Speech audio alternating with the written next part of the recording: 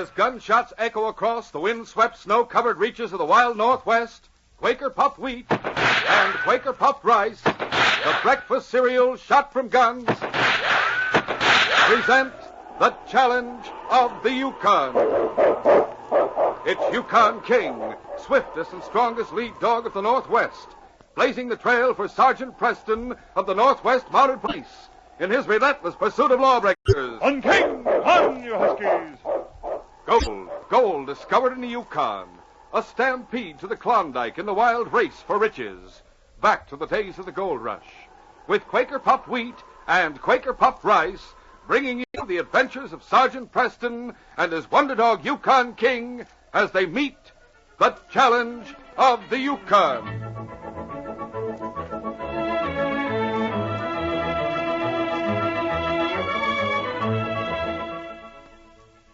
Say, are you game for a dare? Who, me?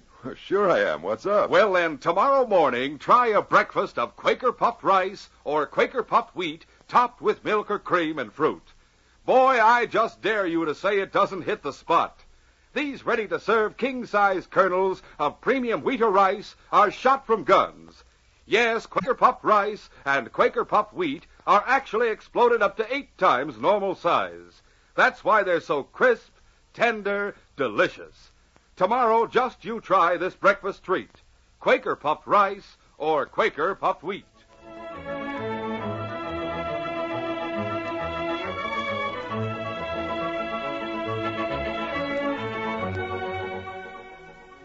The girl watched the big black-bearded man put on his parka. She stood with her back to the door, her fists clenched, her lips trembling. Stand aside, Nancy. I'm leaving. Please, Uncle John. Please let me go with you. No. If I'm to carry a full load of supplies, I can't carry a passenger. I'll be all alone. There's nothing can hurt you if you keep the door barred. At least wait until morning. Please wait until morning before you go. If I do that, then I won't be back by tomorrow night. You're being ridiculous. I can't help it. I'm afraid. If I see it again, I don't know what I'll do. Nancy, I thought we'd agreed that you'd see nothing. Maybe an hallucination, as you say, but it's real to me. You persist in this evil imagining? All I know is that if I'm with you, I won't see it. I'm sure of that. Are you trying to make me believe that you're losing your mind? I don't know. Maybe I am. Those strange, gleaming eyes. Those jaws. That ghostly body and cry. Mournful howl like a lost soul. Stop it. I have no sympathy with your hysteria. If it isn't real, don't you understand? That makes it even worse. I only understand that when you were a child, that Indian nurse filled your brain with stories about werewolves. And now, since your father is dead and you don't wish to remain with me here in the camp, It isn't that at all. let me finish.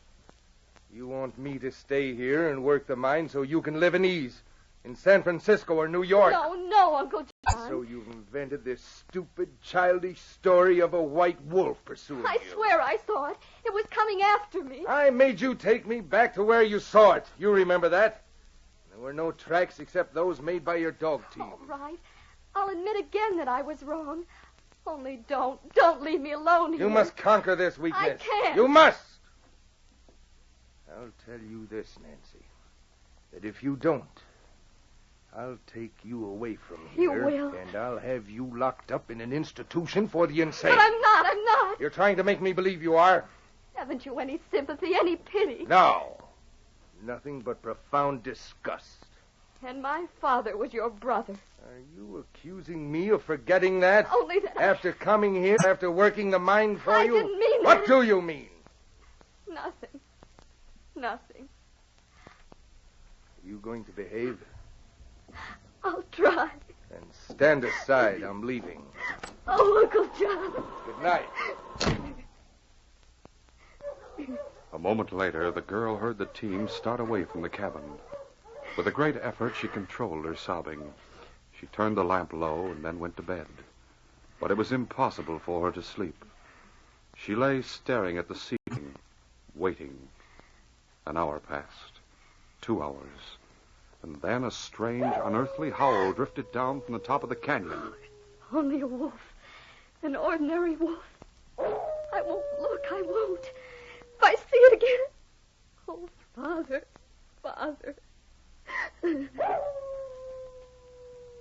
The howl was heard again, closer this time. The girl sat upright. And then mechanically, as if some force outside herself were driving her on, she rose from her bed and started for the window. She closed her eyes for a second when she reached it. And then she opened them and stared out into the night. A white animal was racing down the trail from the mine toward the cabin door. Closer and closer. The girl could see the flash of green eyes. The animal hurled itself at the door of the cabin, and the girl dropped to the floor unconscious.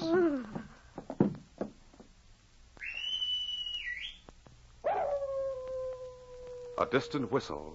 The animal howled again and raced back up the trail. The night was quiet once more. It was nearly an hour later. A team swung into the opening of the canyon from the creek trail. The great dog King was working his loose lead, and Sergeant Preston rode the sled. On, King! On, you husky! The team raced toward the cabin, and there the sergeant called on them to stop. Oh, King! Hi, husky! Hold on! Well, King, this must be the place. What's the matter, boy? Well, don't worry, I have my gun ready. There was a lamp lit. Must be someone inside. I'll take a look through the window. A girl, King, lying on the floor. Door's probably barred. We'll try to force this window. Good. One boy.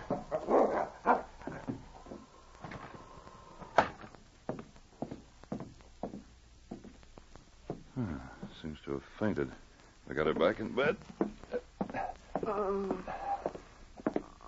There. A little brandy will help if I can get her to drink it. No. Here, try to drink this. I'll hold you up. That's it. Stop him! Stop him! What's the matter? The wolf, he's trying to break down the door. There's no wolf around here. What? Look, I'm Sergeant Preston, Northwest Mounted Police. I just drove up. Saw you lying on the floor, so I came through the window. Wasn't there? I didn't really see it. You may have seen a wolf before I got here. You must have fainted. No, I didn't actually see it. There's no wolf like that. It's the werewolf the Indians used to talk about, and I'm dreaming it. I'm going crazy, just like Uncle John said. Here, now, wait a minute. There's nothing crazy about you, young lady. There's no such thing. It doesn't exist. White, those awful green Take eyes. it easy. I've seen wolves that seem to be white in the moonlight. But you don't find any tracks from this one. I thought I saw him jump against the door. You're Nancy Harrow, aren't you? What? How do you know me? I used to know your father. He's dead. I heard that he died. I'm very sorry. Now there's only Uncle John. I think he hates me. Your Uncle John is here? He's gone to the post for supplies. He left me alone. Nancy, I'm going to have to ask you quite a few questions, but before I do that, I'm going to make you a good strong cup of tea. Will you drink it for me? If you want me to, let me make it. All right. That's a good idea.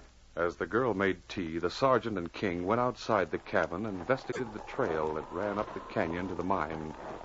When they entered the cabin again, the tea was waiting on the table, and the girl had already started to drink her cup. You didn't find any tracks, did you? There are a lot of tracks, Nancy. I'll admit that King didn't act as if there'd been a wolf around, but you might have seen a dog. A white dog. No. But please, I don't want to talk about it. All right, we won't. This is fine tea. It does taste good. You feeling better? Yes. Ready to talk a little? As long as it isn't about that. It's about your father and your Uncle John. Why did Dad have to die? Were you left all alone here then? Not for long. Dad had already written to Uncle John. He was on his way when it happened. When did he arrive? About 2 months ago. He's working the mine himself? Yes, all by himself. He fired the men that Dad had working for him. I see. Nancy, had you ever met your uncle before he came here? No. Ever seen his picture? Oh, yes. Really? I have one right here in the table drawer. It's a tintype of Dad and Uncle John when they were about my age. Here. Thank you. And you were able to recognize your uncle when he arrived from this picture? Well, he's changed. He's so much older, and he has a beard. He seemed to look more like Dad in this picture. I see. You said he didn't like you. He doesn't think I appreciate what he's doing for me. Working the mine and everything. And lately, since I saw that thing, Well, he says I'm going crazy. You own the mine, don't you, Nancy? I suppose so. Do you have any other relatives besides your Uncle John? No. Well, I'm going to have to tell you something. It will be a surprise and a shock. But you must remember that your father had friends, Nancy. And his friends are your friends. I'm one of them. I'm glad. My dear, your Uncle John is dead. What? Tonight? Something happened to him tonight after he left here? No, not tonight. He died over 2 months ago. But that's impossible. I mean... Oh, I am going crazy. Nothing of the sort. Your uncle was shot, and I have reason to believe that the man who's been pretending he's your uncle is the man who shot him. Pretending? Yes, Nancy. There's no need for you to know all the details. It isn't a pleasant story. But I'm going to take you with me down to Dawson, where you can live with some people who'll be kind to you. Will you, Sergeant? You can start getting your things together. I don't like to leave you Oh, alone. please don't. But I'll have to for a little while, Nancy. There's work I must do tonight. What's the matter, King? It's the werewolf again. I don't think so. Not a man who's taken the form of a wolf, but a wolf in the form of a man. Get down, Nancy, on the floor, under the table. All right, Sergeant. We'll continue our story in just a moment.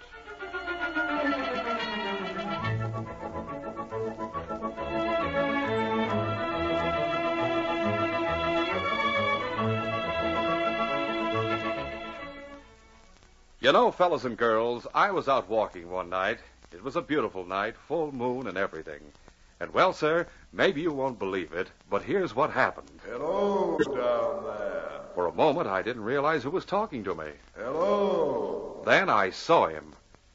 Say, aren't you... Yes, I am the man in the moon. Gee, I've often seen you, but this is the first time I've ever had the pleasure of talking to you. I don't talk to everyone. But why favor me, Mr. Man in the Moon? I want to compliment you About what?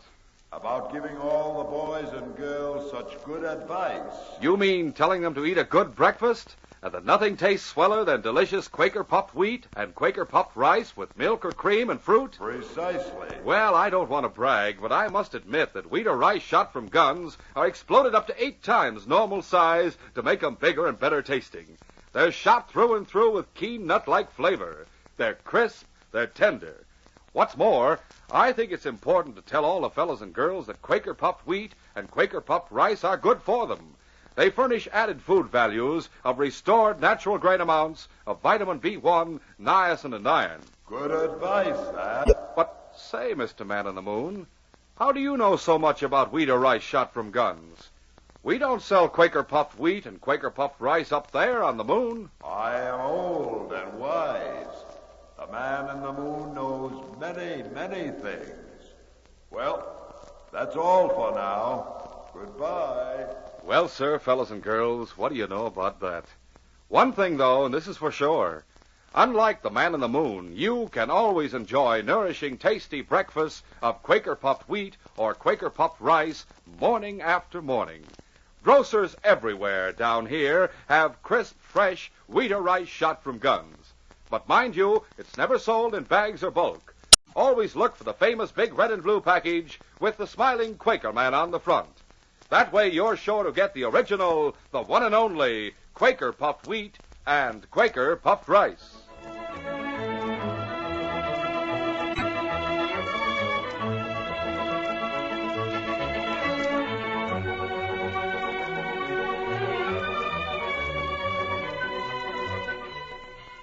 Now to continue our story.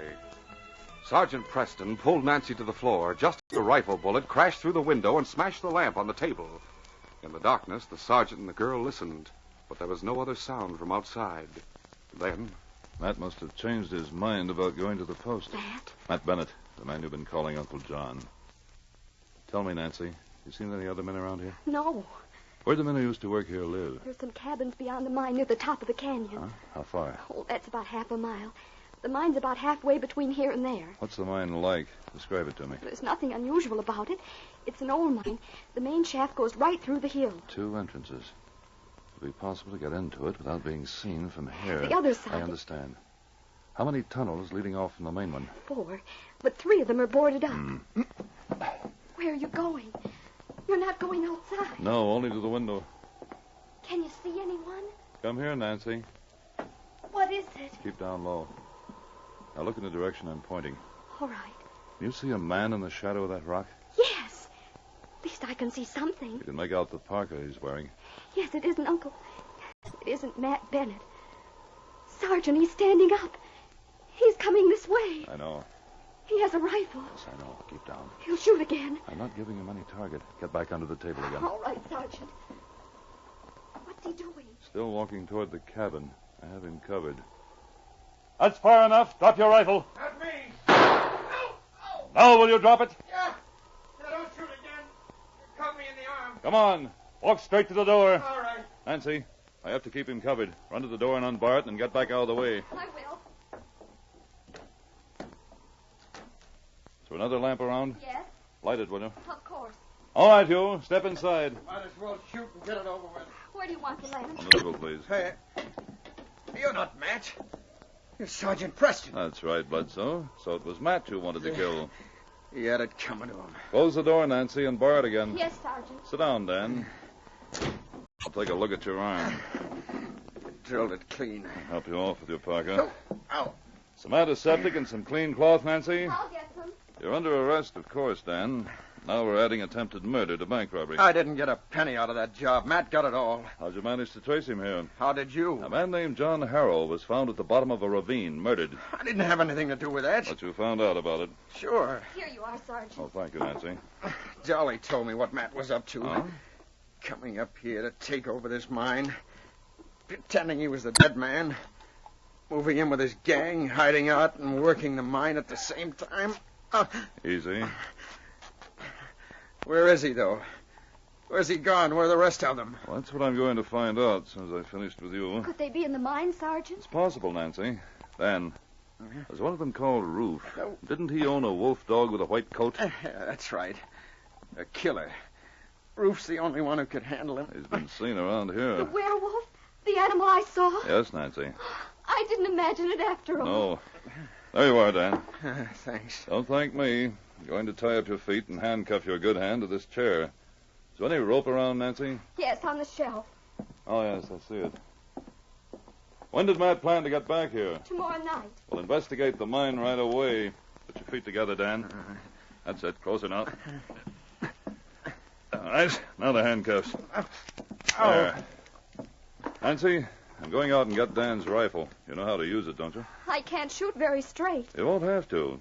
After I've gone, I want you to put out the lamp and stand guard by the window. Yes? There's a moon, and you can see down the canyon to the creek trail.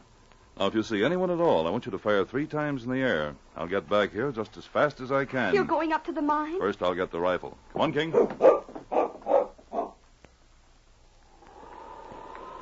The sergeant gave Nancy the rifle and left her on guard at the window. A few minutes later, he and King reached the entrance to the mine. One boy, inside. The sergeant was carrying a hurricane lantern, its faint light hardly touching the walls and ceiling of the main tunnel. Think this is a strange place for men to be living, King? Well, if they were using the cabins at the top of the canyon, Nancy would have seen them. This is about the only other place they could live. What's that growl mean? That there is someone in here? All right, boy, you lead the way. King headed straight through the tunnel, past one boarded-up shaft, then another, and a third that was evidently being worked. He reached a 4th tunnel leading off the main one, and here he stopped and looked up at his master. The shaft had been boarded up as well, and now the boards had been torn away and left in a pile beside the opening. This it, King? Go on, boy. As they started down the tunnel, they heard the wolf dog howling ahead of them. I'd better put out this lantern, King. Now, in total darkness, they crept forward. The wolf dog howled again. A man shouted at him to be quiet, and the howling faded into a growl and died away. The sergeant and King kept on until something barred their way. Feels like a wall, King. Wait, it's giving. There's a door in it. As the sergeant slowly opened the door, he could see a faint glow, the light from an oil stove. The tunnel widened beyond the door, and along one wall were 3 bunks. There was a table against the other wall, and it was to this the wolf dog was tied. The sergeant leveled his gun at the 3 blanket-covered figures in the bunks. You're under arrest in the name of the Queen. But at that moment, with a terrific effort, the wolf dog broke his leash and leaped at the sergeant. King met the dog's attack, but in the next second, the men had rolled from their bunks, and the fighting dogs in the narrow entrance, leaping and snarling, gave them cover from the sergeant's guns. The man opened fire. The sergeant himself, afraid of hitting King, dropped to the ground outside the open door. King was calling on all his superb strength to meet the wolf dog's furious onslaught. Who's out there, Roof? The Mounties trying to arrest us. Get him! I can't get a shot. The dogs are in the way. Forget the dog. Shoot for the doorway. In a moment of crisis, a man acts by instinct. Suddenly, as the wolf dog leaped high in the air to escape King's jaws, a shot caught him. He dropped to the floor, and King was standing alone facing the outlaws. The sergeant leaped to his feet. All right, here I am. Let's see if you can hit me. As soon as the sergeant offered himself as a target to draw the fire from King, he threw himself against the wall and dropped to the ground again. Luck was with him.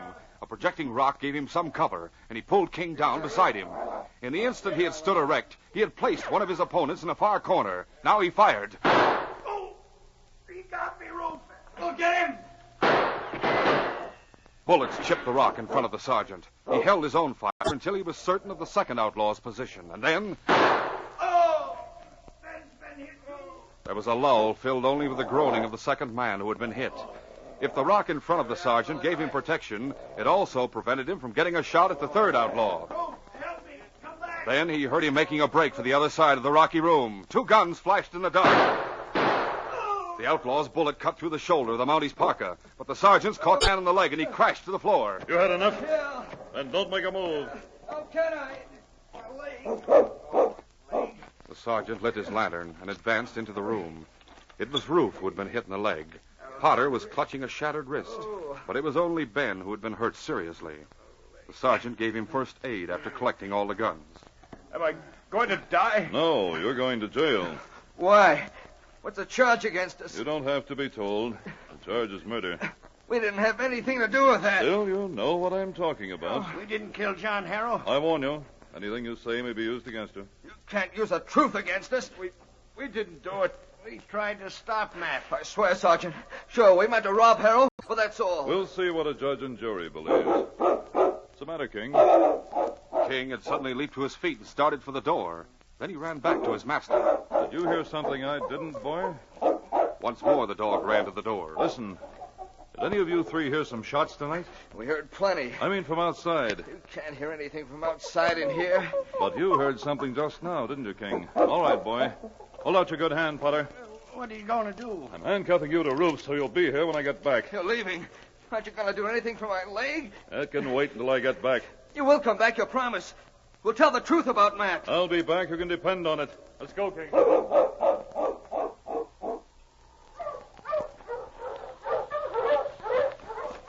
Matt Bennett was just stopping his team in front of the cabin. Oh there. Whoop. Oh. Nancy, what are you doing with that rifle? Why did you fire those shots? I didn't know who you were. Who does this other team belong to? Who's in there with you? Why have you come back? As I took the ridge trail to the crossroads. Trapper who lives there said two men drove up the creek in this direction. Have you seen anything of them? Where'd this team come from? There's a man inside here with me. I shot him. I took him prisoner. What? Unbar the door and let me in. No, I won't. I'll shoot you. Drop that rifle, you little fool. Drop it and open the door or I'll shoot No, you. please. Do as I say. All right.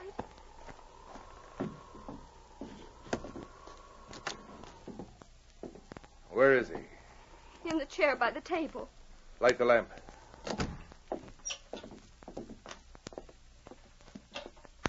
Now we'll see who... Dan Bledsoe. Yeah. Well, it's been a long time. Yeah, it has. You let this kid take you prisoner and tie you up? What does it look like? I don't believe it. What are you trying to hide there with your left hand? Nothing. Handcuffs. There were two men, the trapper said. One of them was a Mountie. He's the one who tied you up this way. Nancy, where is he? I don't know. Dan, would you tell him? Nothing he didn't know already. What? Nothing Dolly didn't tell me. Dolly. That... Nancy, where's that Mountie? Let go of my wrist. I'll break it if I have to. Where is he? You'll find out soon enough. You're not my uncle. You're a crook and a killer. Yeah, he's gone to the mine. That's it. Well, Well, if Ruth doesn't take care of him, I'll be waiting for him when he comes out. But first I'm going to take care of you two, just so there won't be any loose ends lying around this time. Nancy, you don't feel like saying uncle, you're not going to say anything at all. You call me crazy. You're the one who's crazy. I'll show you. No, don't shoot. All right, please. Ben. Up with your hands. You're covered. Who? Sergeant Preston at the window. We'll see who's covered. No! Put his gun, Nancy. I have it. No, my arm. No. That, Bennett. You're under arrest in the name of the Queen for the murder of John Harrell. And just as sure as there's justice in the Yukon, you'll hang for your crimes. Oh, Sergeant. It's all right, Nancy. You don't have anything at all to be afraid of anymore. I fired 3 times. I thought you didn't hear the shot. I didn't hear the shots, but King did. That's why we're here. That's why the case is closed.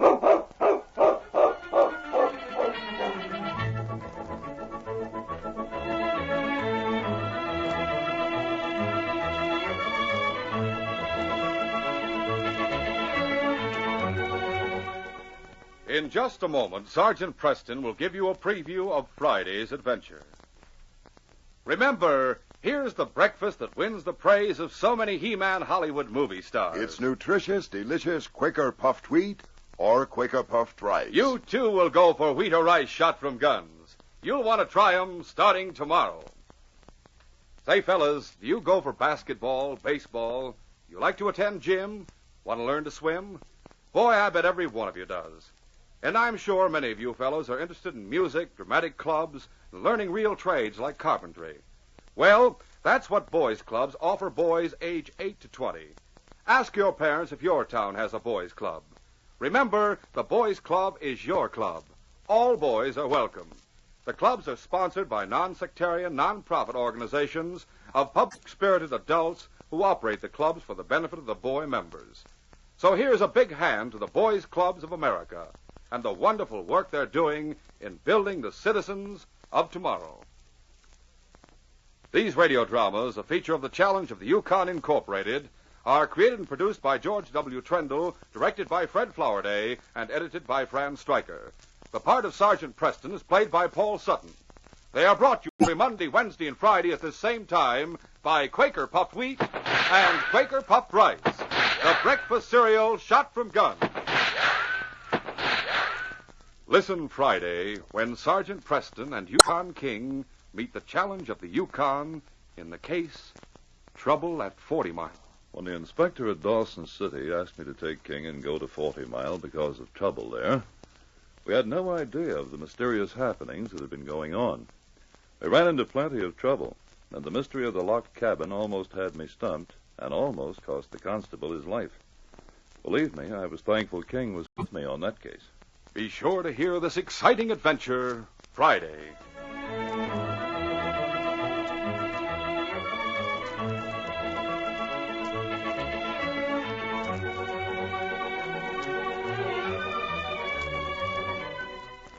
Boys and girls, can you guess what your dog likes best?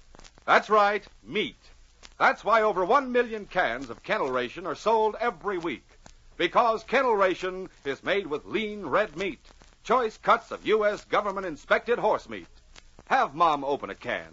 She'll like the appetizing aroma, and you will actually see the chunks of meat. And kennel ration has all the vitamins and minerals that help keep dogs in top health. Have Mom get kennel ration today. Kennel ration, first in canned dog food.